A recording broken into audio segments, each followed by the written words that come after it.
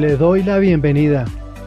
Hoy es 30 de abril, martes de la quinta semana de Pascua. La Iglesia en Colombia celebra hoy la memoria libre de San Pío V Papa. San Pío V, nacido como Antonio Chislieri en 1504, en Bosco Marengo, Italia, fue un fraile dominico que llegó a ser papa y posteriormente canonizado como santo. Antonio Chislieri ingresó a la orden dominica a una edad temprana y adoptó el nombre religioso de Michel. Mostró una devoción y disciplina excepcionales en su vida religiosa y pronto se destacó por su erudición y piedad. Desempeñó varios roles dentro de la orden, incluyendo el de inquisidor en Lombardía, donde ganó reputación por su estricta pero justa aplicación de la ley canónica. En 1566 fue elegido como el 225º Papa en la historia de la Iglesia Católica. En otras palabras, el Papa número 225. Y tomó el nombre de Pío V. Durante su pontificado se enfrentó a numerosos desafíos, incluyendo la amenaza del protestantismo y el desafío del Imperio Otomano en el Mediterráneo. San Pío V trabajó incansablemente para fortalecer la fe católica, promoviendo la ortodoxia y la disciplina eclesiástica. Uno de los logros más destacados de su pontificado fue la promulgación del Catecismo Romano y la reforma del misal y el breviario, que culminó en la publicación del misal romano y el breviario romano que llevan su nombre. El breviario romano, que es un libro litúrgico utilizado por los clérigos católicos, especialmente por los sacerdotes, diáconos y religiosos para rezar la liturgia de las horas, también conocida como el oficio divino. Es una colección de oraciones, salmos, himnos y lecturas que se rezan en varios momentos del día, y es una parte importante de la vida de oración y devoción dentro de la Iglesia Católica. Además, San Pío V fue un primer defensor de la Inquisición y desempeñó un papel importante en la implementación del Concilio de Trento. Algunos datos relevantes durante su pontificado. La batalla de Lepanto. Uno de los momentos más destacados de su pontificado fue la victoria católica en la batalla de Lepanto en 1571. San Pío V organizó una alianza entre los estados católicos para enfrentar la amenaza del Imperio Otomano y promovió la oración del Rosario como un medio para obtener la victoria. Después de la batalla, instituyó la fiesta de Nuestra Señora del Rosario en agradecimiento por la victoria. San Pío V emprendió una importante reforma litúrgica, promoviendo una mayor uniformidad en la celebración de la misa y el oficio divino.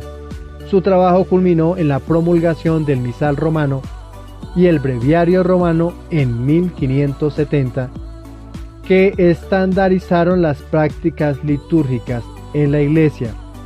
Me refiero a dos libros importantes: uno para celebrar la misa, dos, el breviario romano, para llevar a cabo los distintos encuentros del cristiano con su Dios en sus distintos momentos para el encuentro de oración.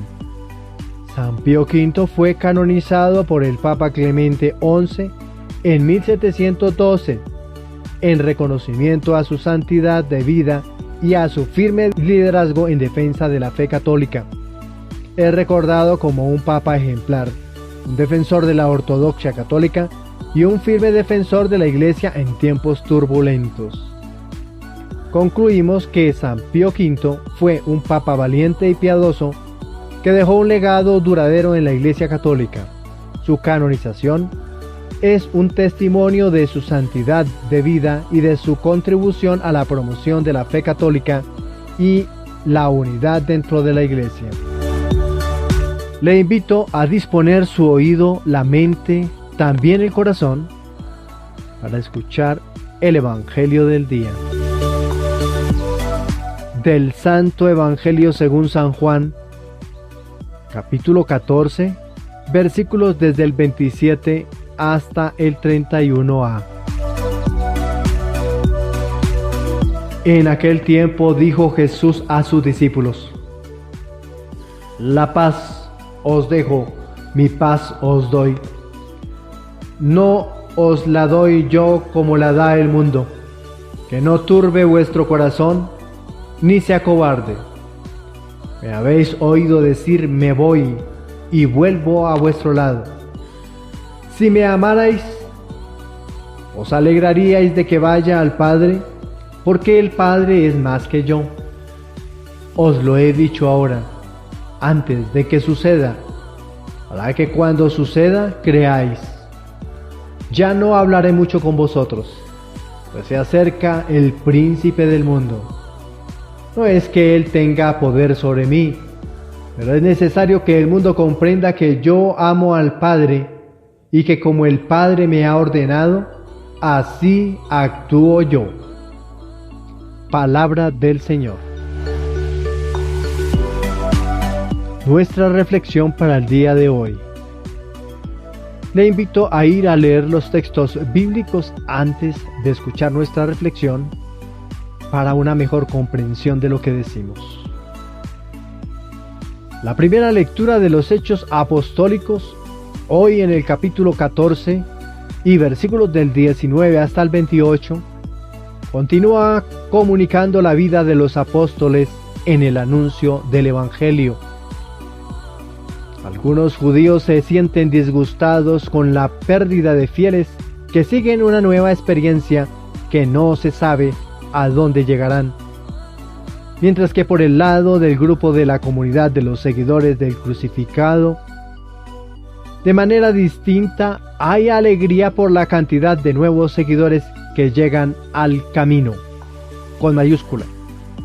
Un grupo que vivía en comunidad, oraban en común, se esforzaban en estar convertidos y el número de servicios aumentaba. El nuevo camino se va difundiendo y la persecución no los abandona. El camino se hace cada vez más difícil y el mensaje llega a quienes menos se piensa. De esta manera, el mensaje llegó hasta nosotros hoy, ya que el mensaje solo llega a quienes el Padre Dios desea que debe llegar y hacer parte de los salvos. El camino de Jesús en la época del primer anuncio no fue fácil. Persecuciones, cárcel y muerte rodeaba a los primeros seguidores del resucitado.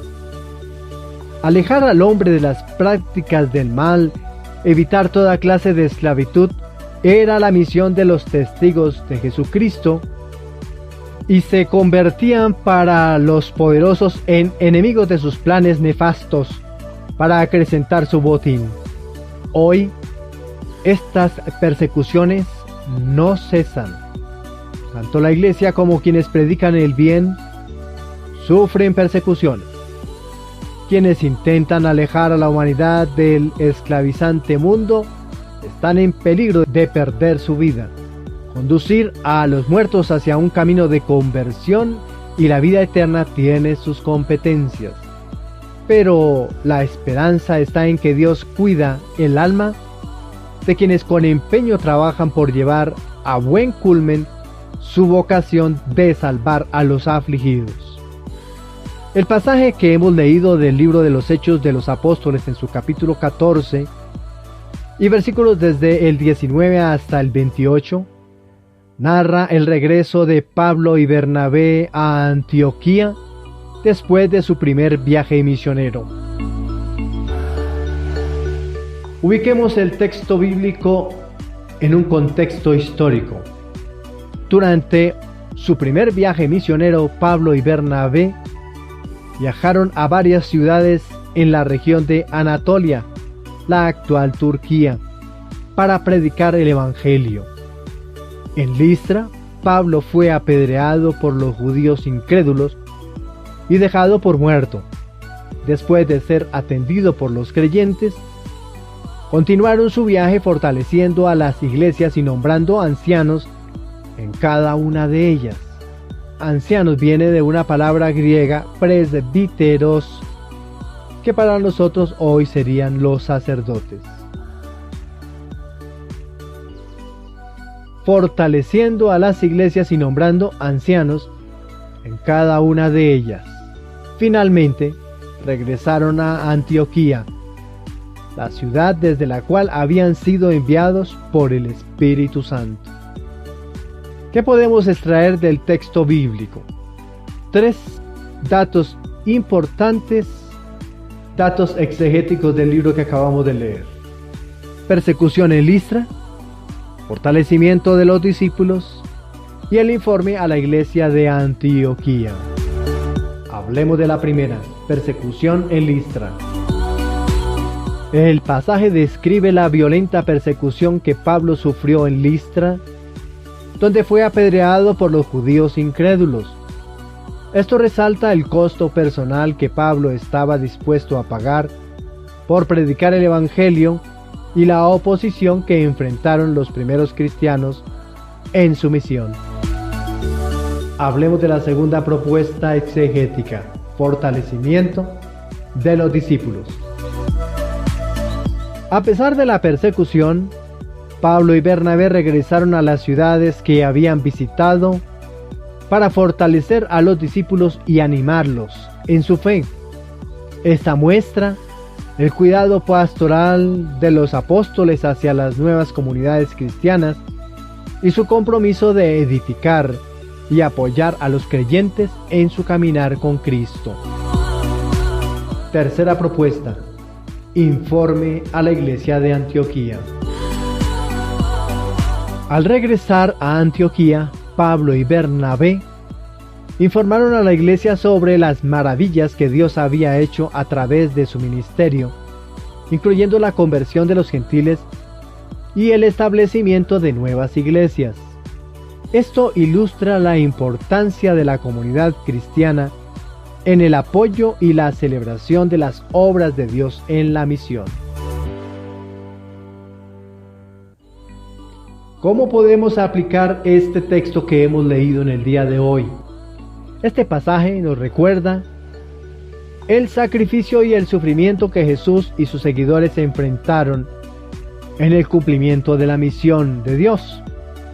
Así como Pablo soportó la persecución por el nombre de Jesús, también Jesús sufrió y murió por nuestra redención en la cruz. La resurrección de Jesús, celebrada en la Pascua, muestra la victoria final sobre el pecado y la muerte, y nos da esperanza en medio de la adversidad. Concluimos que este relato del libro de los Hechos Apostólicos nos enseña sobre el costo y la recompensa del seguimiento de Cristo, el cuidado pastoral de los líderes de la iglesia hacia los creyentes y la importancia de compartir testimonios de la obra de Dios en nuestras vidas y en el mundo.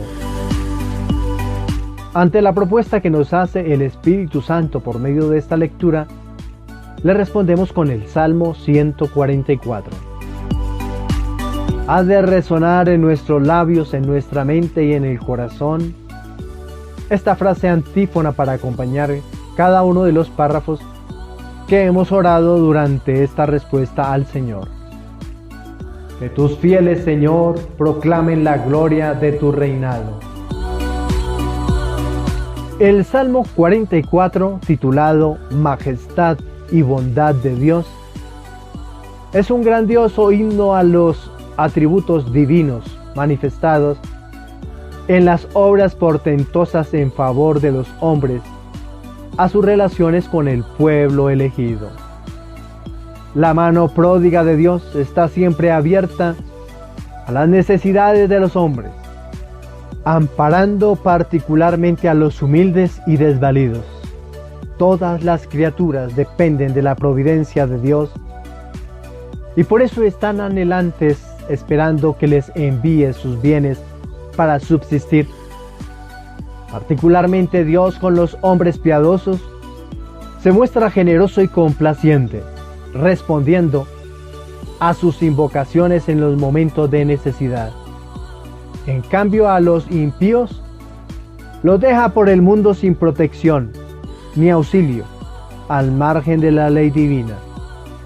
El Salmo se termina con la misma idea con que se inició: el deseo de alabar en todo momento a Dios, el que es Señor de toda la creación. Nadie pues está exento de la obligación de proclamar las alabanzas del Dios providente.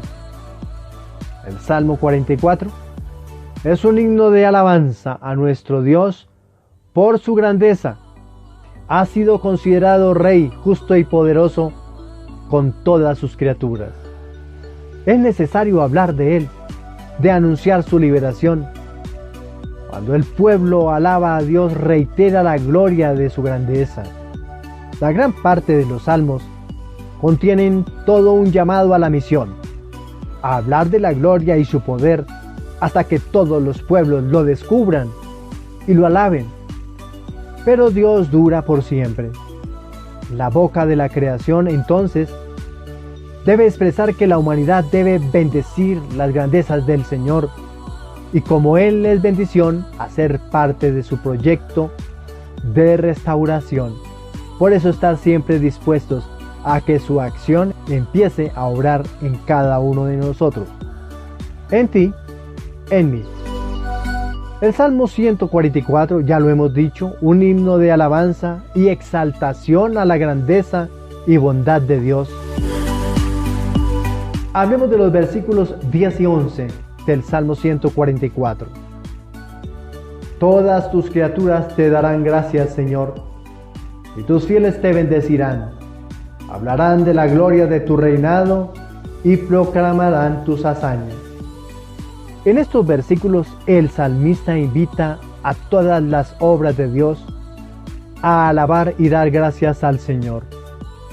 No solo los seres humanos, sino toda la creación, desde las criaturas más pequeñas hasta las más grandes, están llamadas a bendecir y glorificar el nombre de Dios. La alabanza a Dios no es solo un deber de los fieles, sino que es el deber de toda la creación. Versículos 12 y 13a-b. Manifestarán a los hombres tus hazañas, el esplendor y la gloria de tu reino. Tu reinado es un reinado perpetuo. Tu gobierno va de edad en edad. Estos versículos enfatizan la naturaleza eterna y permanente del reino de Dios. Aunque los reinos terrenales pueden surgir y caer, el reino de Dios es eterno y su dominio nunca termina.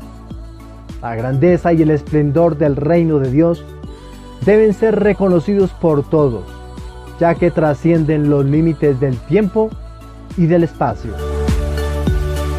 Versículo 21. Alabe mi boca al Señor, que todos los seres bendigan tu santo nombre por siempre jamás. El Salmo concluye con una declaración de compromiso personal del salmista de alabar y bendecir el nombre santo del Señor. La alabanza a Dios no debe ser solo una actividad ocasional, sino un compromiso constante y continuo de toda la vida. Además, el salmista invita a todos los seres vivientes a unirse a esta tarea, reconociendo la grandeza y la bondad de Dios por toda la eternidad. ¿Qué podemos concluir de este salmo? El Salmo 144 nos recuerda la importancia de alabar y bendecir el nombre del Señor en todas nuestras acciones y en toda la creación. El nombre del Señor. Es decir, que si estamos hablando del Padre, a Él nos dirigiríamos como el Papá, Abba, o Padre mío, o mi Padre, como le decía Jesús. Si estamos hablando del Hijo, su nombre es Jesús, o mi amado, o mi Señor, o mi Salvador. Pero si estamos hablando del Espíritu Santo, a Él le podemos decir Espíritu de Dios, Espíritu Santo, Santo Espíritu de Dios. Ahora nos desafían los versículos que hemos leído a reconocer la eternidad y la grandeza del reino de Dios y a comprometernos a proclamar su grandeza por siempre jamás. La propuesta del Evangelio. En el Evangelio de este martes, el autor sagrado, el evangelista Juan, en su capítulo 14, versículos desde el 27 hasta el 31a, prepara a la comunidad para la partida de Jesús y la llegada del Espíritu Santo. Jesús, en sus discursos, siempre pone al Creador en primer lugar, mientras que Él se pone en segundo lugar. Los dos, junto con el Espíritu Santo, hacen parte de la construcción del mundo que conduce hacia el cielo. Jesús comunica su paz como esperanza o anticipo del Espíritu Santo. La paz que ofrece es una paz interior, diferente a la paz que el mundo está necesitando. La paz interior de muchos trae la paz que anhela el mundo. Jesús alcanza a percibir la manifestación del príncipe del mundo. Este es el mal. Debe reinar el mal para atacar y acabar con la vida de quien traerá la paz definitiva. Es necesario que el mal ocasione la muerte del Hijo, es decir, de Jesús, porque esto hace parte del proyecto de Dios para restablecer el reino. Se necesita del sacrificio de su Hijo para que, venciendo a la muerte, supere el bien sobre el mal, ya que el Padre devolverá la vida a quien hizo su voluntad, Jesús. Las autoridades del gobierno de Israel esperaban la llegada de un líder que, formando un provisto ejército, cuidarían su nación de los constantes ataques de los imperios que estaban interesados en este corredor. La llegada de Jesús como rey no era para suplir esta necesidad. Su venida es para liberar al hombre personal del pecado que lo esclaviza y no le deja vivir en libertad. La paz personal y reconciliadora fue lo que vino a implantar Jesús para luchar contra el mal del pecado que aleja al individuo de la salvación y del plan de Dios. La práctica del mal esclaviza y aleja de Dios, pero el Espíritu del Señor trae la verdadera libertad, acompañada de signos y manifestaciones que conducen hacia la salvación y la compañía eterna del Padre en el cielo. El pasaje que hemos leído hoy del evangelista Juan en su capítulo 14 y versículos desde el 27 al 31a es parte del discurso de despedida de Jesús a sus discípulos durante la última cena, justo antes de su arresto y crucifixión. Veamos el contexto histórico. Este pasaje tiene lugar durante la última cena, una cena judía tradicional celebrada durante la Pascua, en la que Jesús se reúne con sus discípulos antes de su arresto y crucifixión, en donde sería lo más probable el lugar donde hoy en día está ubicado lo que nosotros llamamos el cenáculo. Está en la ciudad de Jerusalén, en un segundo piso. En el primer piso hoy, los judíos y diversas religiones veneran conservan y respetan la tumba del rey David. En el segundo piso está este lugar, el cenáculo. Jesús está consciente de que su tiempo en la tierra está llegando a su fin y está preparando a sus seguidores para su partida. Miremos a ver qué propuestas teológicas podemos extraer del relato que hemos leído. Dos temas importantes. Temas teológicos: la paz de Cristo y el legado de Jesús. Hablemos de la primera propuesta, la paz de Cristo. Jesús ofrece a sus discípulos una paz especial, diferente a la paz que el mundo ofrece. Esta paz proviene de una relación íntima con Dios y de confiar en el plan divino de redención a través de Él. Es una paz que trasciende las circunstancias y proporciona consuelo incluso en medio de la adversidad. Y la segunda propuesta, el legado de Jesús. Jesús deja a sus discípulos su paz como un legado, una herencia espiritual que pueden experimentar y compartir todos entre sí. Esta paz no se basa en las circunstancias externas, sino en la presencia y el poder del Espíritu Santo en sus vidas. ¿Cómo podemos nosotros experimentar eso? Cuando estamos en el culto de la Eucaristía, el sacerdote nos suele invitar a darnos la paz. Qué bueno fuera que en el rito de la paz se pudiera uno extender para ir a llevar la paz a muchos de los que la necesitan. Un abrazo, una mano, una sonrisa, para comunicar esta paz interior de la que nos estamos llenando de Jesús, para compartirla con ellos. Pero más aún, cuando terminamos el culto de la Eucaristía, el sacerdote nos envía a irnos a nuestra casa. Podéis ir en paz. Y es para que todos nosotros, llenos de paz, de la paz verdadera, vayamos a comunicarla a nuestros hermanos, a los que nos encontramos en la calle y a los que se han quedado en casa. A todos ellos debe llegar la paz de Jesucristo.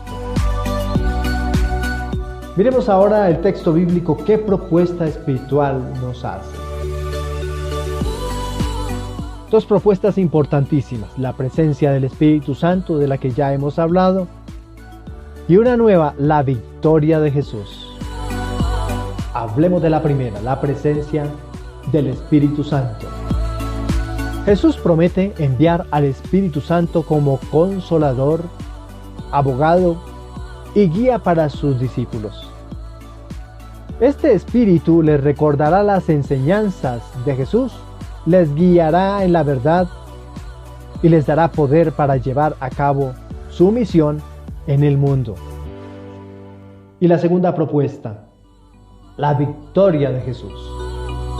Jesús habla de la venida del príncipe de este mundo, refiriéndose al mal, a Satanás, quien está por venir, pero no tiene poder sobre él. Jesús está anticipando su victoria sobre el pecado y la muerte a través de su muerte y su resurrección, y está fortaleciendo la fe de sus discípulos en medio de las pruebas que se avecinan. ¿Qué podemos interpretar del texto que hemos leído? En el contexto que estamos nosotros viviendo la Pascua, este pasaje nos recuerda el significado más profundo del sacrificio de Jesús y la paz que ofrece a aquellos que confían en Él. Nos desafía a buscar la paz que solo Jesús puede dar, a confiar en su poder sobre las fuerzas del mal y a recibir al Espíritu Santo como nuestro consolador y guía en la vida diaria. Concluimos.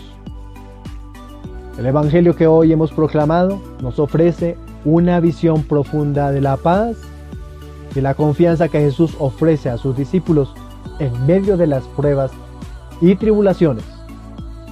Nos anima a recibir esta paz, a confiar en el poder de Jesús sobre el mal y a vivir en comunión con el Espíritu Santo en nuestras vidas todos los días, en nuestra vida diaria, en todo momento de respiración. Hemos llegado al final de nuestro encuentro, de nuestra reflexión. A todos les deseo un feliz día. Que el Señor nos siga colmando de su alegría y de su bendición. Un favor que brota del corazón os pido: poder compartir cada uno de estos textos bíblicos, de estos podcasts o videos que hacemos entrega a ustedes. Bendiciones, felicidades.